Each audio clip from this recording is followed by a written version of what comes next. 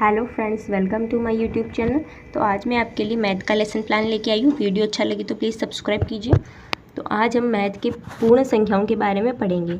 तो lesson plan का first step होता है बेसिक जानकारी देना, जैसे विद्यालय का नाम, डेट, क्लास, विषय, प्रकरण, जो पीरियड है वो, समय अवधि वो। तो हमें पहले ये जानकारी फिल करनी होती है। तो आज हम मैथ का लेसन प्लान बनाएंगे। हमारा टॉपिक है पूर्ण संख्याएँ, ठीक है। तो लेसन प्लान का फर्स्ट स्टेप होता है उद्देश्य लिखना। उद्देश्य दो टाइप के होते हैं, सामान्य उद्देश्य और विशिष्ट उद्देश्य। सामान्य उद्देश्य में सब्जेक्ट से रिलेटेड बात होगी, विशिष्ट उद्देश्य में टॉपिक से रिलेटेड, ठीक है। तो हम सामान्य उद्देश्य में लिखेंगे छात्रों में गणित विषय के प्रति रुचि उत्पन्न करना, छात्रों की तार्किक व बौद्धिक क्षमता का विकास करना, छात्रों को गणित के नियमों व शर्तों से परिचित करवाना, छात्रों को व्यावहारिक रूप से गणित का ज्ञान देना। फिर विशिष्ट उद्देश्य में दो तीन टाइप के होते हैं, जैसे ज्ञानात्मक, बोधात्मक, क्रियात्मक, कौशलात्मक। तो ज्ञानात्मक उद्देश्य में लिखेंगे छात्र पूर्ण संख्याओं के बारे में जान सकेंगे, छात्र संख्या व संख्यांक को जान सकेंगे। फिर बोधात्मक में लिखेंगे छात्र पूर्ण अथवा प्राकृतिक संख्याओं को समझ सकेंगे, छात्र पूर्ण व प्राकृतिक संख्याओं से संबंधित प्रश्नों को हल करने की समझ विकसित कर सकेंगे। इस प्रकार हम दो उद्देश्य लिखेंगे। उसके बाद जो हमारा तीसरा उद्देश्य है वो है क्रियात्मक उद्देश्य। क्रियात्मक उद्देश्य में लिखेंगे छात्र पूर्ण संख्याओं से संबंधित प्रश्नों को हल कर सकेंगे, छात्र पूर्ण संख्या, प्राकृतिक संख्या तथा पूर्णांक में अंतर कर सकेंगे। फिर जो नेक्स्ट है शिक्षण बिंदु है अभिरुचि। छात्र गणित विषय व पूर्ण संख्या से संबंधित प्रकरण में रुचि लेंगे, छात्र पूर्ण संख्याओं में तर्क वितर्क कर सकेंगे व आत्मविश्वास बढ़ा सकेंगे। इस प्रकार हम हमारे शिक्षण बिंदु लिखेंगे, उद्देश्य कथन लिखेंगे फिर आता है सहायक सामग्री। सहायक सामग्री में हम पढ़ाते समय जो कुछ भी मटेरियल यूज लेते हैं उनको लिखना होता है, जैसे 1 से 100 तक की गिनती को दर्शाता चार्ट, रोलर बोर्ड, संकेतक, डस्टर, शामपट्ट, चौक आदि। फिर पूर्व ज्ञान, छात्र पूर्ण संख्याओं के बारे में सामान्य जानकारी रखते हैं। उसके बाद हमारा नेक्स्ट टॉपिक आता है प्रस्तावना प्रश्न।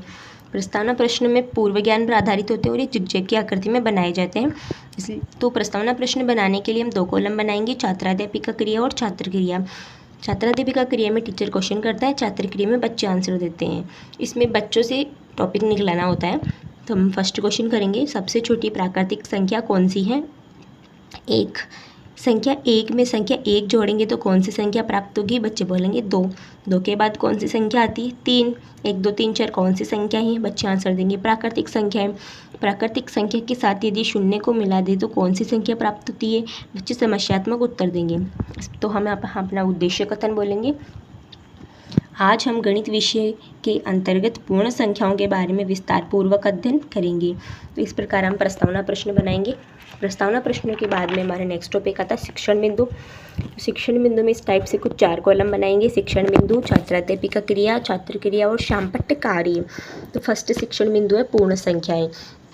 तो हम विकासात्मक क्वेश्चन करेंगे, पूर्ण संख्या किसे कहते हैं? तो बच्चे समस्यात्मक उत्तर देंगे।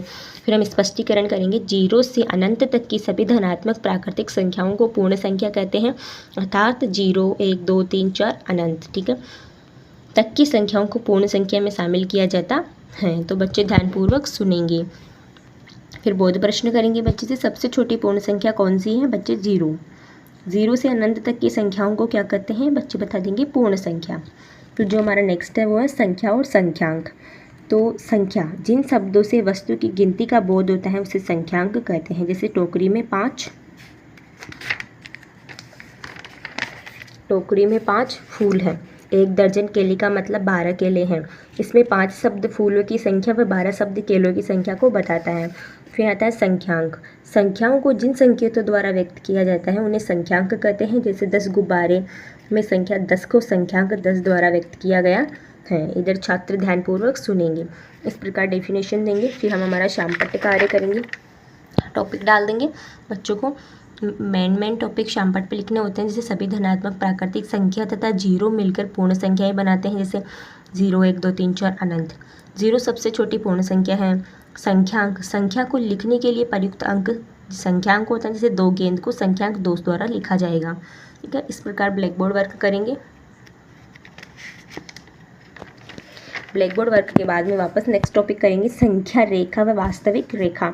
तो यह एक सरल रेखा होती है जिसका उपयोग वास्तविक संख्याओं जैसे परिमेय, अपरिमेय, धन, पूर्णांक को प्रदर्शित करने के लिए किया जाता है। इस रेखा में वास्तविक एक बिंदु के रूप में दिखाई देती है। जैसे -3, -2, -1, 0, 1, 2, 3 अनंत, ठीक है। तो इस टाइप से हम संख्या रेखा बनाएंगे। जैसे शून्य इधर तो बीच में, इधर -1, -2, -3, -4, -5, तो ये हो गई ऋण पूर्णांक और ये हो गया धन पूर्णांक, प्लस में 1, 2, 3, 4, 5, ठीक है।